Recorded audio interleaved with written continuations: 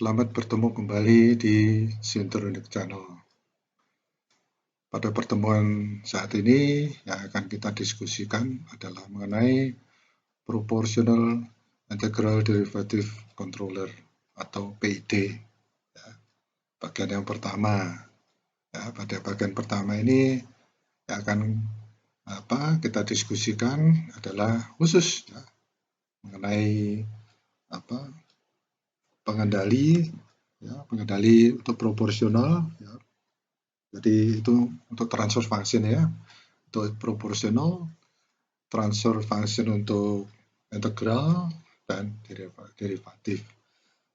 Dan sistem ini dikenal dengan PID controllers PID.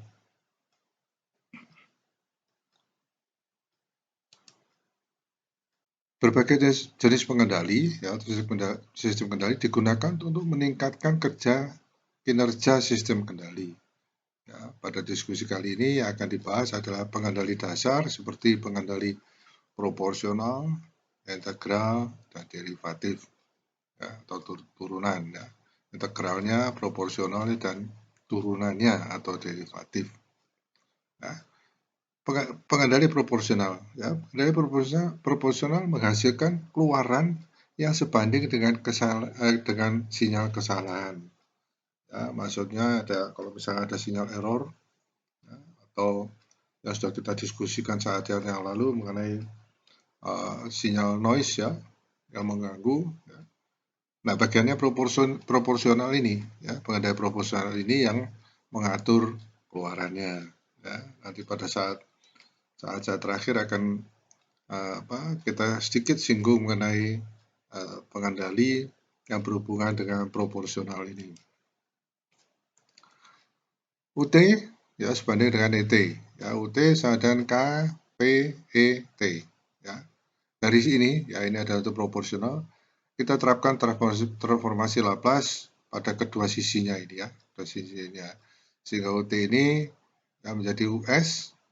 S, kalau kita lihat dari S ini sudah terlihat bahwa ini adalah Laplace.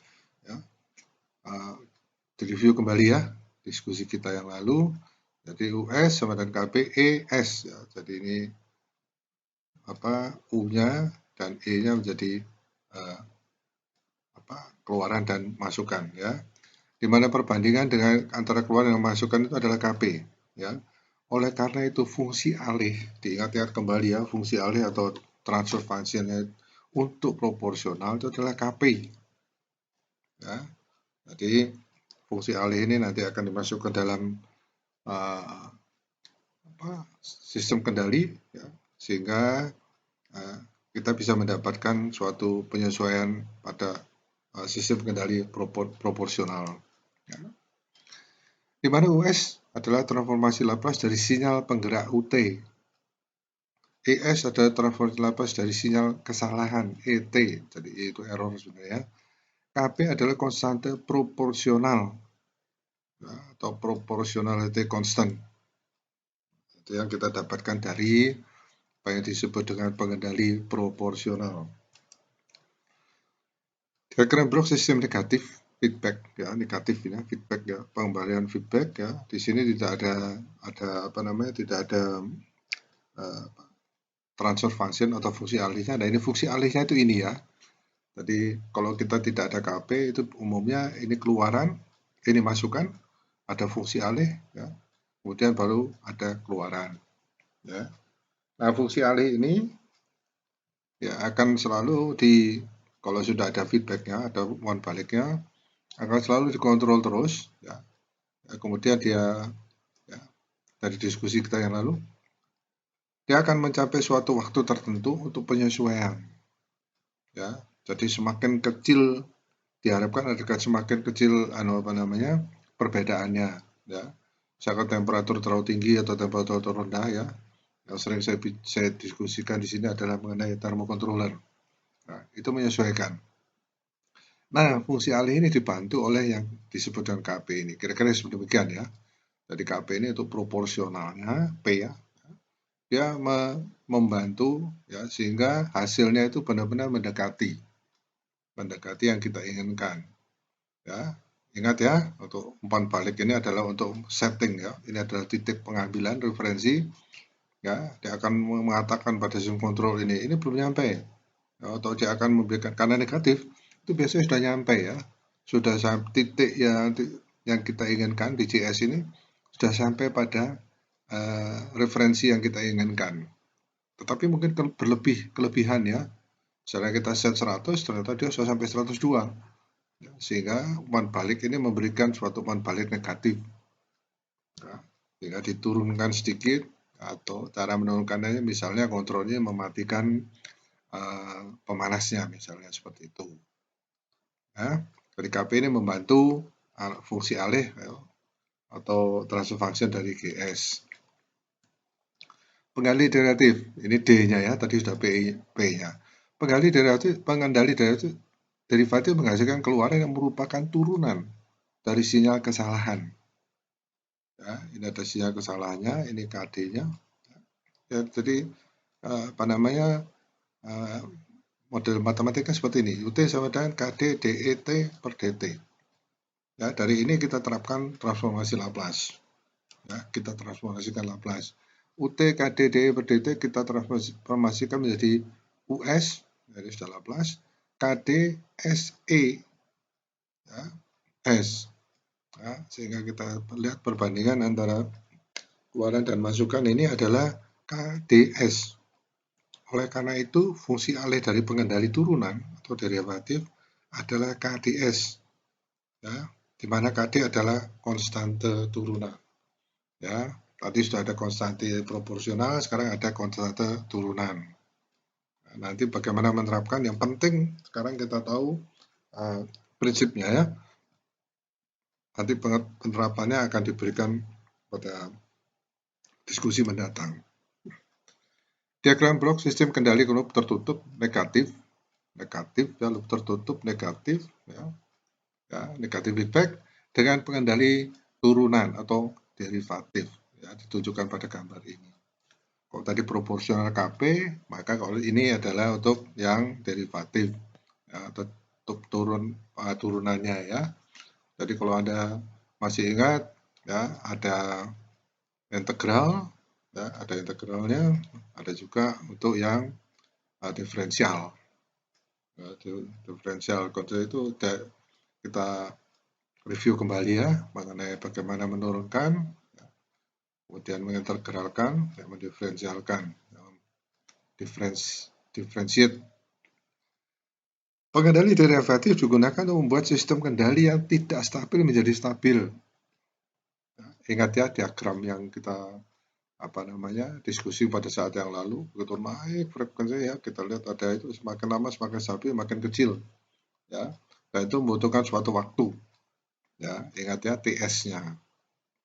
Pertama pendek waktunya, dia mencapai stabil, alat yang kita pakai dengan kontrol ini bertambah baik ya, arti akurasinya berbagai tinggi. Ya.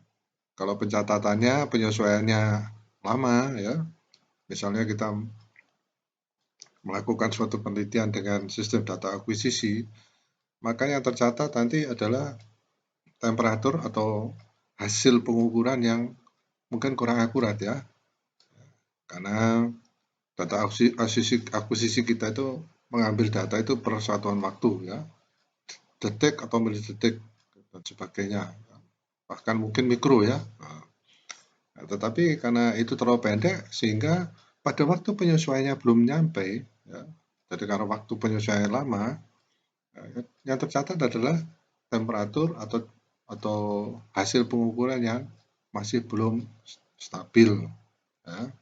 Nah, itu tujuan dari pengendali derivatif ini. Sekarang kita masuk ke pengendali ketiga, pengendali integral. Ya, P, I, D. Ini terbalik, sebenarnya integral dulu ya, baru diferensiasi tadi ya, atau turunan. Ya, pengendali integral menghasilkan keluaran yang merupakan integral dari sinyal kesalahan. Ya, jadi sinyal kesalahan itu dikoreksi terus ya. Nah, salah satunya melalui integral ini ya. Mana persamaannya adalah UT sama dengan KI ya, integral ET dt. Ini adalah sinyal kesalahan itu ya. Kita terapkan transformasi Laplace ya pada ini ya, pada persamaan ini didapatkan US sama dengan KIES per S. Ya, perbandingan untuk hasilnya antara masukan dan keluaran pada kontrol integral ini adalah KI per S. Ya. Oleh karena itu fungsi alih dari kendali integral adalah KI per S, di mana KI adalah konstante integral. Ya, kita sudah kita diskusikan ya, P ya, seharusnya I dulu tapi saya tadi D dulu ya, P DI, tapi seharusnya untuk mudahnya adalah PID. Ya, jadi Anda balik sendiri, yang penting kita tahu, yang kita mengerti konsepnya ya, meskipun nanti lihat bagaimana kita memasukkan ini semuanya di dalam sistem kendali yang menggunakan PID. Diagram blok dari sistem kendali loop tertutup, umpan balik negatif, ya, bersama dengan pengendali integral. Ini pengendali integralnya tunjukkan pada gambar ini. Ya. Pengendali integral digunakan untuk mengurangi kesalahan keadaan tunak atau stabil, ya, atau steady. Ya. Nah, sekarang selanjutnya akan kita bahas tentang kombinasi pengendali dasar ini. Ya. Ingat ya, pada diskusi awal dikatakan pengendali dasar adalah pengendali proporsional, ya, pengendali integral, dan pengendali diferensial, ya, atau differentiate. Ya. Saya kira demikian.